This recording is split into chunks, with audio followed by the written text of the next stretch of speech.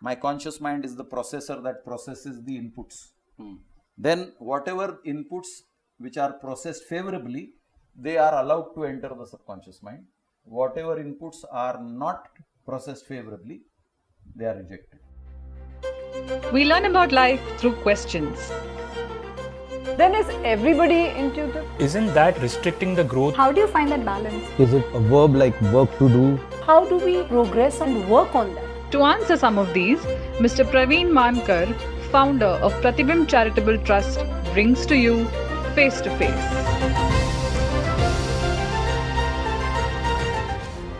This week we are talking about conscious mind. The conscious mind is responsible for our actions, while the subconscious mind is responsible for our reactions. What do you think is the conscious mind? Conscious mind is not responsible for our actions. Conscious mind is responsible for guiding the subconscious mind, which is responsible for actions. Okay. And conscious mind is the naughty component of our life. Okay. Why am I saying that it's a naughty component? Is because it's the conscious mind that takes all the decisions on our behalf. So whatever you do in life is basically because your conscious mind has accepted certain things as logical and thereby communicated through your subconscious mind to your organs of expression how you will express yourself in life. So let's take a simple example of career. So let us say as a child you got attracted to the medical field and this was a conscious decision. Okay. Your subconscious mind has the aptitude to acquire the knowledge of the medical. Suppose you were subjected to engineering knowledge. Maybe you would have been uncomfortable. Okay. Mathematics, physics and all those subjects would have made you uncomfortable. Your conscious mind was bent upon the biology side of it, the medical side of it, and therefore you opted for a medical career. You expressed yourself as a medical professional, guided by your conscious mind and executed by the subconscious mind. Your skill as a medical professional comes out through the guidance of the subconscious mind to your organs of expression. So if you are a surgeon, then you have surgery skills in your hands and fingers. Okay. Another person has got engineering skills in his hands and fingers. Both hands have sets of skills, both hands are using tools. Application is in a different area. So this is executed by The subconscious. your subconscious mind. So suppose you are a neurosurgeon or a cardiac surgeon. So if you are a neurosurgeon, you know exactly how to open a skull, how to remove a blood clot from the brain, how to stitch a skull. If you are a cardiac surgeon, you know how to open up the chest, go to the heart, remove the blocks, do a bypass surgery. Your hands have the skill. If I give you a screwdriver and ask you to repair a mixie in the kitchen, True. same skillful hands do not have the skill to repair a mixie in the True. kitchen. What's the difference? The difference is your conscious mind has never accepted yourself as being a repairman for the kitchen equipment. So your subconscious mind has rejected the theory that I am capable of repairing a mixie. Why? Because your conscious mind was not tuned to the idea that I can also repair a mixie. While I can do surgery of the heart or the brain, I can also repair a mixie. Your conscious mind rejected the thought. Your subconscious mind refused to accept the thought because it is rejected, and therefore your body does not develop the skill of repairing a mixie in the kitchen. So these are all connections. What you are your expression. What your expression is the projection of your subconscious mind. What your subconscious mind is a cultivation of the conscious mind. What your conscious mind is the imposition of the society.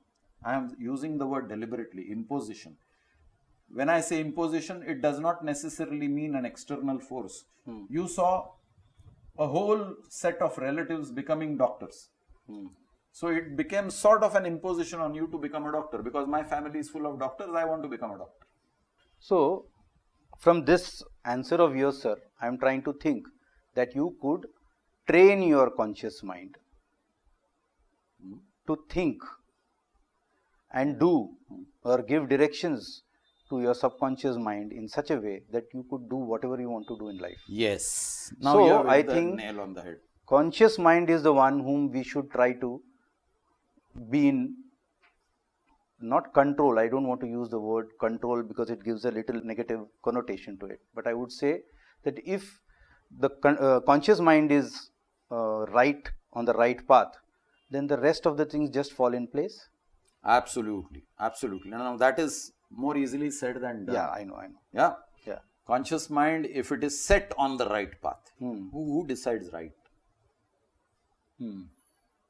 Because every society has a set of right and wrong. So right is purely human. Relative also. Right and wrong do not exist in the universe. What exists in the universe is cause and effect. Right. So what I am trying to say, let me rephrase it then. Conscious mind can be trained by habits, by constantly doing certain things, so that the signal goes to the subconscious mind to keep doing that with a smooth, easy ability. Sure, two examples. One is in the realm of mathematics. 2 ones are 2, 2 twos are 4. True. Habit. You cultivated the habit of reciting this table from childhood, and your parents probably insisted from 2 to 10 these tables must be by heart. So your conscious mind was trained. Now 2 ones are 2 has entered your subconscious mind because you repeated it so many times. If I wake you up in the middle of the night and ask you, say 2 ones are 2, so I'll say, even without thinking, you will chant out 2 ones are 2. True. But if I tell you, even when you are fully awake, 19 ones are 19, you will struggle. Because 19 ones are 19 was not part of your daily routine and regimen. You have not repeated it so many times. It has never percolated into your subconscious memory. So you may succeed, but you will have to use your conscious mind.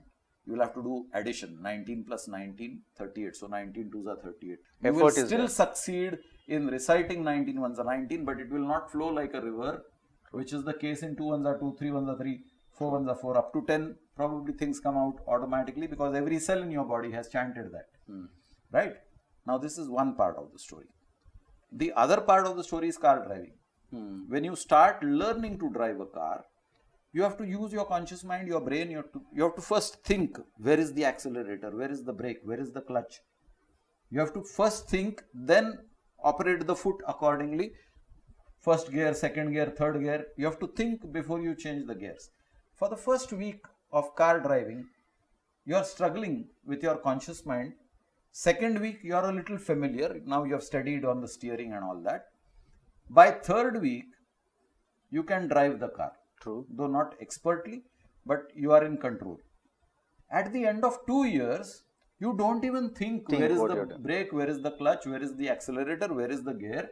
You are even busy talking to the person sitting next to you, and you are changing the gear smoothly. You are braking, you are accelerating, you are turning without your conscious mind in the car driving. What changed?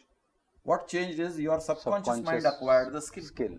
And now you are operating through the subconscious mind, which is similar to you signing with your regular writing hand. You don't think which hand I am supposed to use. You automatically pick up the pen in your writing hand and you sign. You don't think. So your conscious mind is not in operation. Your subconscious mind has taken over. Under the direction of the conscious mind, your conscious mind directed your subconscious mind initially.